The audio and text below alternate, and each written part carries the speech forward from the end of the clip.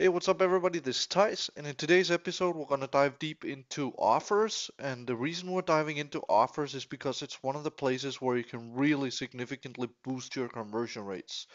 I had a friend who worked 3 to 6 months labor intensive on a project and it flunked. And I want to share with you the reason why it flunked. So stay tuned.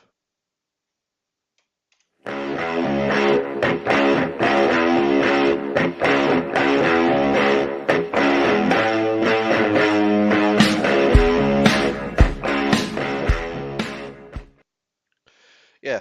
So as I was saying, my friend he worked 6 months, day and night. He took sleepless nights. He spoke to people. He worked with some of the leading in the industry to basically create these cool funnels and put them into like a package deal where you can buy them like either one or several at a time. And the thing is, he'd been building this project based on what he thought people wanted, and it was a beautiful project. He made beautiful landing pages, beautiful everything. But once he launched, and he had been, doing everything else right, he had created nice hooks, nice call to actions, nice stories, or well, there wasn't super much stories, but that's part of the problem, you know. He didn't really do it based on what he had researched that people wanted.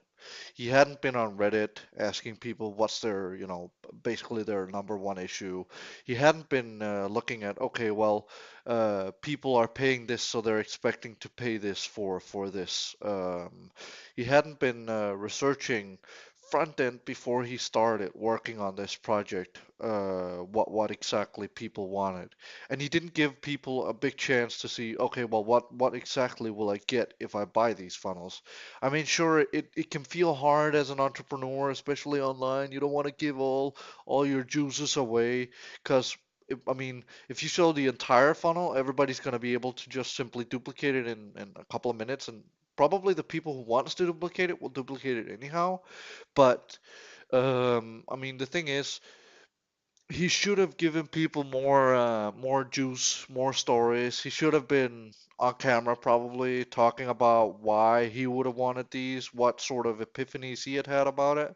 And if you're still unclear about epiphanies, you want to go back and check out what epiphanies are all about because it's basically about how to tell a good story. We learn from people's struggles, and this guy he basically worked for 6 months, labor intensive, and he hit a wall, right? It was like he launched this, he he had been preparing, and day one zero, day two zero, day three $97, day four nothing, right? So he basically have to tweak it to find out, okay, how can I improve this? And to do so, the best way to really make sure that you're offering something that your audience wants is to ask them, right? I mean, it's really, I mean, it can't be skipped if you want to be profitable. You got to talk to people, you got to ask them, well, what exactly is it that you're struggling with in XYZ in order to find out how to better cater for them, what words they're using, how to be, of value to that audience. So that's the first step, or it should be the first step. And there are a few things that goes into it, like you could find information on it on Amazon. You could go look up bookstore dot something to find out what books are selling in the area. You go look up what hook story offers are related to this in your niche, say for other people doing what you're doing. You can go on Google. You can try and see if you can find like content on it, what people have been expressing, reviews, whatnot. I'd suggest go on Reddit, cause finding a subreddit about your topic, your niche, and then essentially asking your audience, first of all, it's going to give you a connection to the audience, and second of all, it's also going to be creating this sort of anticipation in that sort of market space that subreddit is under. So there are various reasons why I think Reddit is an awesome route to take. So front loading the work, finding out what do people really struggle with, what could I help them with, Because obviously there are a few things where my friend he didn't really he didn't really think about what will people be struggling with if I give them A to get them to B, right? So uh, that's part of why the offer failed. Another reason, at least in my opinion, is sort of the packaging. I mean, he put up this beautiful landing page. He probably put up this beautiful funnel. I don't doubt it because I know the guy. He's awesome. He does some amazing work. He works with some of the leading industry in the industry. I mean, he really knows his stuff well. But for his offer, it was like there were three pictures, and then there were three pictures, and I mean, it didn't really give people the feeling that this was something of high value. He didn't create e-covers. He didn't. I mean, it was beautiful the way it was framed, but it didn't really feel super tangible. And that's another thing for offers. I want to show you like what I mean, because I have a specific example of this where um, a friend of mine, or it's basically a client. We work on his offer, right? And we work on sort of getting his funnel up. And I tell him that I'd like to have something like more of an e-cover, because if I just, post a picture of like a teacher, who's gonna want to watch it, right? Corporate. What really interests people is usually something exclusive, something that looks like it has a high value. And obviously, things like these, they need to be created right. So I want to show you what I sort of did in order to create this, well, offer basically. So I'm gonna look it up here and then I'm gonna switch you over to my screen because I have his thing saved. And I think he's gonna be cool with me sort of showing you guys. Yeah, not here. It's in here. Yeah, all right, cool. So,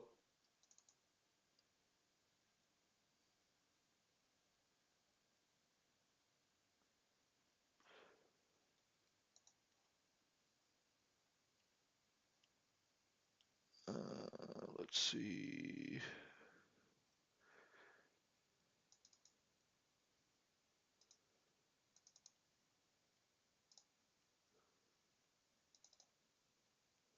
I actually don't remember exactly what it was he sent over. Anyways, I'm gonna switch you over to my screen to show you what I mean. Um, because I think this is going to be helpful. I think e-covers is one of those hacks where if you make it look delicious, people are gonna take it even if it's crap. I mean, I'm not encouraging you to give anybody crap. I'm actually encouraging you to give them the best thing that you have, even if it's the one that you see you could take the most money for. Because what ends up happening is the psychology will be, if he gives this away for free, what will he give away for money? I mean, people will start to wonder what exactly you know if you can give away good stuff for free. Jay Abraham does this with his books, some of his old courses. He gives them away for free because he sees that as a way to give you value. And he also, I mean, he charges like what, 100,000 at least for working on a day for one day. So I mean, for him, giving away a book to potentially earn your business in the sense that you're gonna come back and basically buy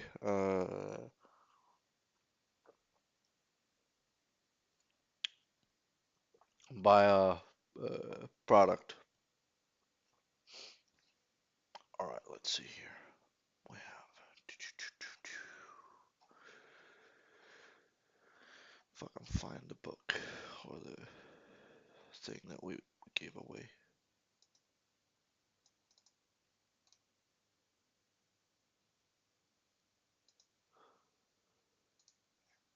Yeah. All right. So I'll switch you over. I'll show you exactly what I mean when I say that um, we had a little bit of work going on. This was what we intended to put on our site at first. And I mean, to somebody who knows what this might be cool, but to a cold audience who's never heard of you, an offer like this, it wouldn't really make sense for anybody. So what we ended up creating was we ended up creating this instead. Uh, the cheat sheet to cognitive health, your checklist to making a positive impact. And just this little book, I mean, it does a huge difference. I'll see if I can find a landing page here. Give me a second.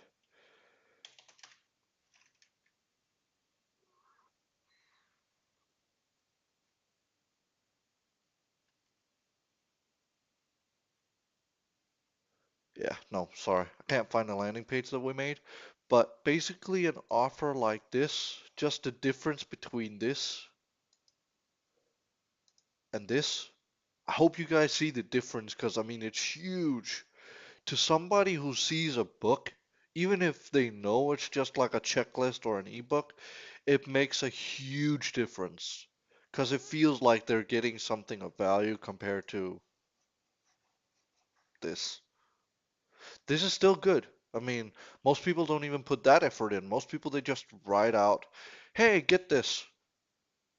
And you can do a lot with words, but human beings are very visual, so it's very important that we try to sort of offer that visual aspect to our offer, especially because people like to see what they get.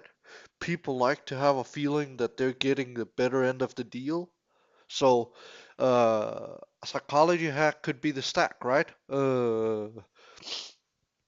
You offer this thing and you go with all these if all statements where you talk a little bit about what the value would be of your offer. Say it could be an ebook that took you from 0 to 25K in like 6 months, and that may not be a lot to the big players, but to somebody who's brand new in the game, that's a lot of money, right? It's what they make in their nine to in their 9 to 5 for many people. So, uh, I mean, that alone can be a hook that you write that ebook and that you or an offer that you write that ebook and you offer them an ebook that can take them from 0 to 2,500, and you might say that it's worth $97.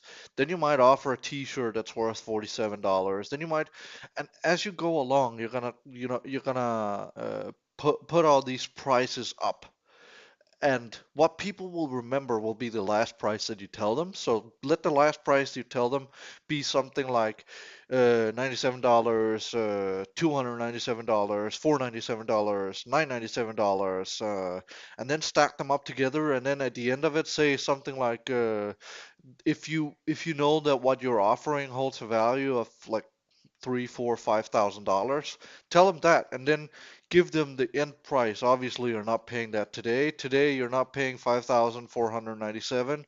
Instead of 5,497, today you're only paying $97 to acquire this. But the offer, it will go away. So take your chance right now. That will also create some urgency and will make them feel like they're getting the better end of a deal.